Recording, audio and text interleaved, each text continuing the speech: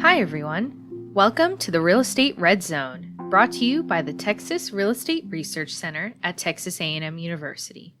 I'm Haley Reeder-Wiley, Communications Specialist. Today is Wednesday, December 15th, 2021, and it's our last podcast of the year. On this day in 1887, the Fort Worth and Denver City Railway ran an excursion train to the new community of Cheyenne in Oldham County to bring in potential settlers. Cheyenne was built to replace nearby Tascosa and was built on a town site donated by LS Ranch manager William McDowell Lee, who did not want Tascosa to become a county seat because it would raise his taxes. Bitter rivalry between the towns ensued. When Cheyenne applied for a post office, its name was changed to Magenta for the color of the red soil along the creek. Within a year, the land boom subsided. Though the railroad kept an agent at Magenta for several years, the local population moved away, and only the depot and shipping pens remained.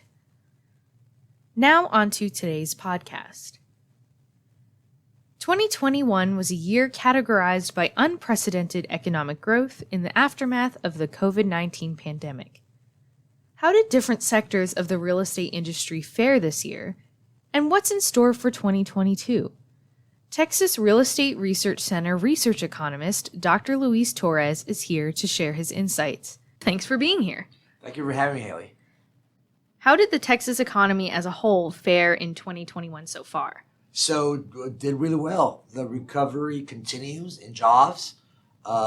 Some areas, some MSAs recovered faster than others. Why is that? Because of the industry mix. Example, Austin. Jobs are back to pre-COVID pandemic levels.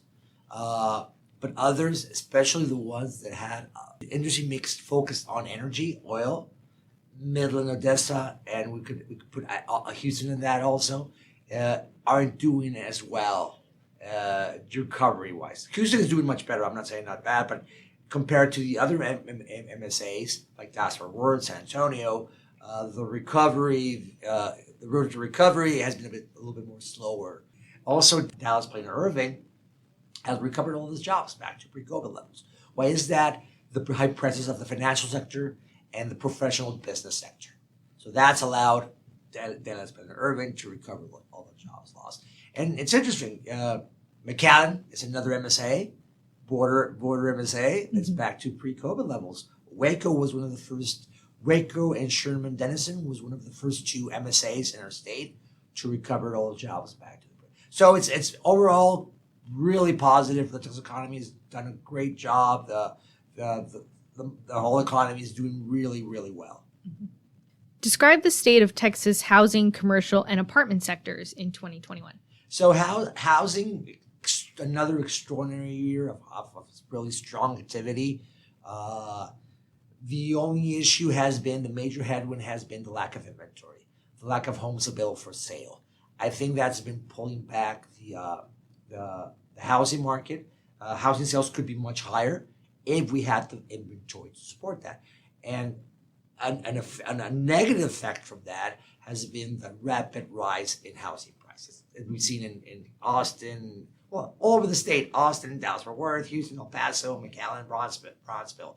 The lack of inventory facing really strong demand has pushed up prices to levels that we haven't seen, I think, not in the history of Texas. Like when you think about, we here at the center, we estimate our own repeat sales index.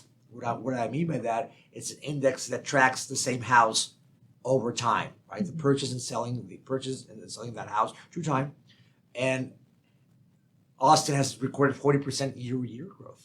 That's extraordinary. We've never seen that. Not even when we had the housing boom and housing bust during that period. So Dallas-Fort Worth, 20% growth rates year-over-year. Houston, 15%. San Antonio, the same.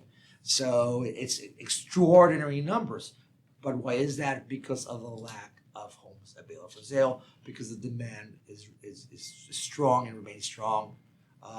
Why is that? Why have we seen such strong demand in the housing market? I think the pandemic brought with it accelerated processes or accelerated trends that favored the housing market. And that increased the preference for families or households to purchase a home. And one of that trend that we know that it's now it's affecting the labor market is that people can now work from home, and they want to work from home. Right. So what happened? I don't need to go to my office Monday to Friday from 8 to 5. I'm going to work from my house, so I need a bigger house. I need more space, or I'm going to move a little bit further away in the suburbs, or another MSAs where it's a little bit more cheaper, or have more space. So that gave a big push to the housing market, that preference. And also, if you add that, if you look at the demographics behind the housing market, what would you find? That a lot of potential home buyers or current home buyers or current homeowners, they weren't affected by the pandemic. They worked in industries they could socially distance. So that allowed them to be like, you know what? I want to go out and buy a new house, and I can, because I didn't lose my job, right? On the contrary, during the pandemic, everything went well for me. So that was another factor. And of course, if you add historical low mortgage rates, right, that I think that are behind us going forward, that also fueled the housing market. So the housing market extraordinarily well. The issue is only lack of inventories and the high price increases that we still see. Office, of course, was one of the sectors that hit the hardest. Expectations for the next year are better, more optimism. There's still some uncertainty of what's going to happen. People will definitely go back to the office, but that's been relegated because of the new variants, right? Everybody said September. First, everybody was talking about September 2021. A lot of companies were programming 2020 to return to the office. And what happened? Boom, Delta first. And now we have the Omicron variant also, right? So that's kind of affected when are people going to actually going back to the office. So that's brought with it a little more uncertainty. But given the economy is doing well, especially in our state, in the state of Texas, it should improve somewhat. The scenario for the office market should be better in 2022. Now, it's going to be interesting now because I think as time passes by, it's more and more obvious that the hybrid working model is here to stay. So that's going to be interesting how they're going to manage that with the office market, how it's going to affect the office market going forward. But still, you still have two positives I mentioned to you. Now, retail is interesting. Retail, yes, we know that the pandemic, and another trend that I mentioned earlier, this was accelerated due to COVID-19, was purchasing online, right? Right. That was happening, and we saw that. But what else happened that we saw is that it was shown by the pandemic that we can't buy everything online. So there's certain things that need a brick and mortar store. The new model for the retail is to have both, right? You have your online purchases, but also you have your retail, your brick and mortar stores. So I think that was favorable to the retail sector. And I think given the expectations that the economy will still be doing well in 2022, so I think the retail sector will be fine. And of course, the best sector of them all, of the commercial sector, is the industrial. And again, why? Because of the first major reason is because of the boom in e-retailing or online shopping, and we saw that, and it was accelerated due to the pandemic. So that sector's doing well. Now, if you add what's happening now with the supply chain issues, the onshore now distributions, where we just-in-time model maybe isn't that efficient as we thought, right? Maybe we need a little more inventory because what happens. So that also is a plus for the industrial market. The only thing here we have to be careful with that we saw in Houston. Now the industrial sector in Houston now it's much in a better place than it was 2020. Is that initially they kind of overbuilt, right? So one sector you have to be careful because yes, it's doing really well. The expectations on the future are really positive also, but be careful that somebody can, be too optimistic of what's going to happen, and that could be a negative when you start maybe overbuilding in what you actually need. Right. But great sector industrial, I think. Overall, 2022, it's expected to be a good year. But like economists like to say, other things equal, right? I don't know if hopefully not, there's a new Delta, a new variant that can make us go a negative shock to the economy. It can affect, the production, how we work, everything. So we have to be careful and worry about that. But unfortunately, I wish I could say we can close the book on COVID, but we're almost there. But still, when you see all these issues, all these new variants coming up and these problems, it kind of worries you. But, but the other thing, good news, we heard about the Pfizer pill, right? That you can actually take it home. Mm-hmm. That's really good news. It's in production. It really comes out next year. Great news for that. I think that's a game changer. And also, the improvement in the vaccinations. That's also really good news for all of us. Still, careful about that. Apartment, multifamily, also positive, good news.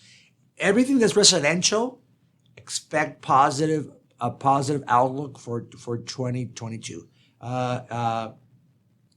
People need a place to live. Fortunately, some people were priced out from the housing market.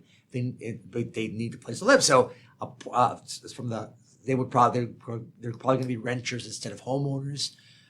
If you look at the numbers for the whole residential market, housing and multifamily, well, demographics are in your favor also, right? The new population, then the movement of people from other states, millennials leaving their houses, or going out and forming their own households.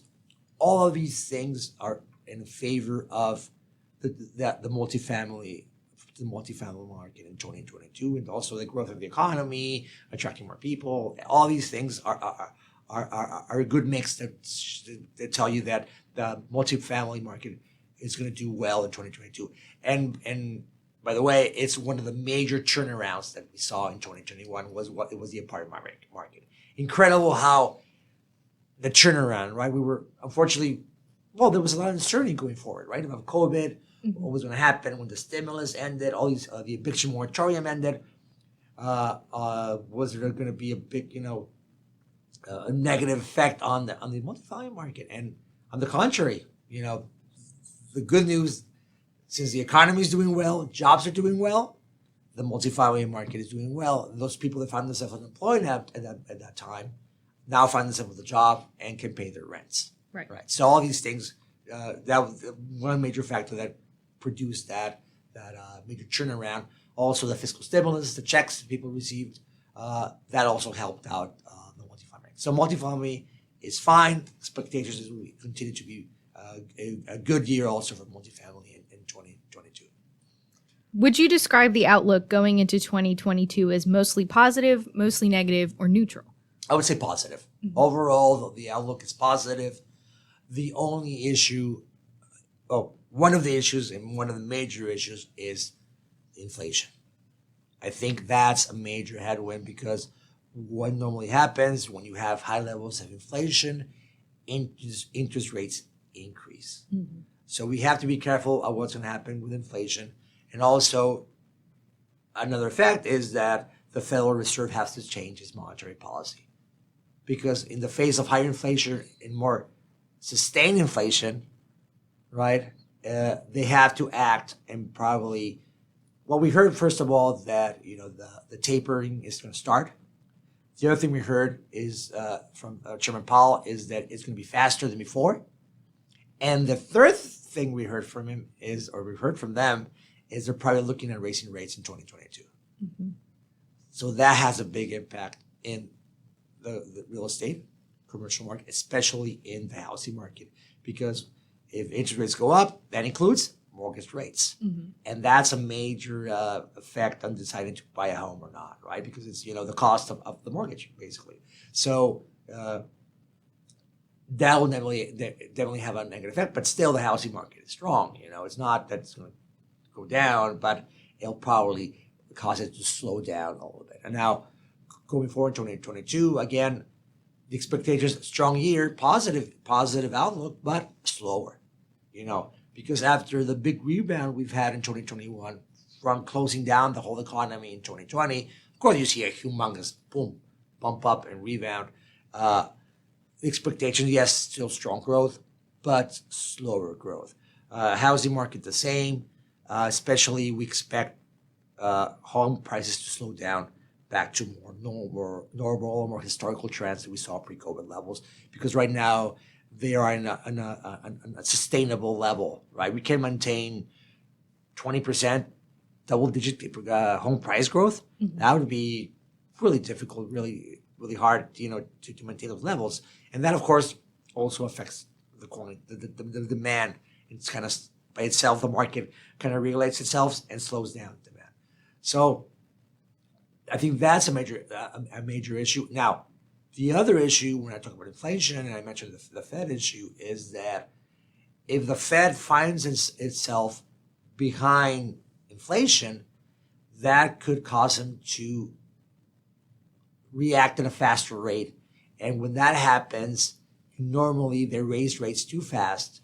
And what happens is that the economy enters in recession. Mm-hmm. So that's one of the negatives. Everybody has to look into how does the Fed react to the inflation worries we're currently seeing? Inflation of 6% annually. We reached it was the highest inflation since the 1980s, 1982, I believe. So we're at a very high rate. The expectations are that once supply chain issues alleviate, it should go back to more. The objective is 2%.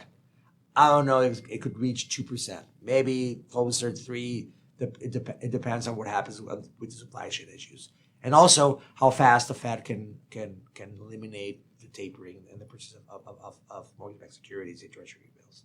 What else should we expect to see next year? Well, the other thing is the labor market. Yeah, for 2023 to 2022, I think the labor market, we have record numbers of job openings. We still see a lot of people that haven't returned to the labor force. So the labor participation rate is still low compared to before pre-COVID. So I think the labor market is interesting to see. I think wages will be a real strong year for wages, because how do you attract more people to come back to the workforce? Well, you're going to have to pay more, right? So that would be interesting to see. I think that's the labor market is an important part of how the economy will be in 2022, the performance of it. Because also, don't forget, if all these people that find themselves unemployed, they come back to the labor force, they're going to be earning wages, right? Either earning wages, maybe they want to buy a house, maybe they need to rent a house, they go out and go to a retail store. All these things they favor it, office space, all of the things are they're linked together, right? So that's a thing to look at is how the labor issue plays out. But like I mentioned earlier, I think right now everybody's focused more on the inflation situation and how is that going to affect interest rates, because I think that's a major driver for the real estate market. Well, thanks again for coming on. Appreciate it. No, thank you for having me, Haley. Thanks again, Luis. For more, check out our Texas Home Price Index, which measures price appreciation changes for residential single-family homes. Coverage includes quarterly indexes for the Big Four Texas metropolitan statistical area markets of Austin Round Rock, Dallas-Fort Worth Arlington, Houston-The Woodlands Sugarland, and San Antonio New Braunfels, as well as Amarillo, El Paso, and Sherman-Denison. Check out the data series by clicking the link on our podcast webpage or in the YouTube description box. For more housing data, check out our Texas Housing Insight Report. This monthly report is a summary of important economic indicators that help discern trends in Texas housing markets. Read the publication online for free and subscribe to email notifications so you always know when the latest report is published. Third quarter data for the apartment and commercial markets have also just been released. Check out the quarterly reports by clicking the link on our podcast webpage and in the YouTube description box. Our ever-popular annual report and calendar is coming back. To get a copy of the 2020-2021 annual report and 2022 calendar, Tell us your business pain points in a 2-question survey. Only a few hundred copies are available, so send us your reply without delay. A link to the survey is down below. January is fast approaching, and so is our Winter 2022 edition of TG Magazine. To ensure you receive a copy of our flagship publication, update your address on the Texas Real Estate Commission's website. The link is down below. That's going to be it for today's podcast. If you're looking for more from the Texas Real Estate Research Center, head to our website. That's www.recenter.tamu.edu. There, you'll find the latest data, research articles, blogs, news, and more. For more Texas real estate news, subscribe to Recon, our biweekly newsletter. You'll get all the biggest news stories sent straight to your inbox every Tuesday and Friday. The link is down below. To stay up to date on when articles are published on our website, follow the Texas Real Estate Research Center on social media. You can find us with the handle at RECenterTX on Facebook, Twitter, LinkedIn, and Instagram. For more podcasts like these, you can subscribe on iTunes, Spotify, or to our YouTube channel. All podcasts are also available for free on our website. Thanks for joining us today in the Real Estate Red Zone, brought to you by the Texas Real Estate Research Center in College Station, Texas, where we've been helping Texans make the best real estate decisions since 1971. The center will be closed from December 24th until January 2nd for winter break. This is Haley Reeder Wiley, and happy holidays. Bye!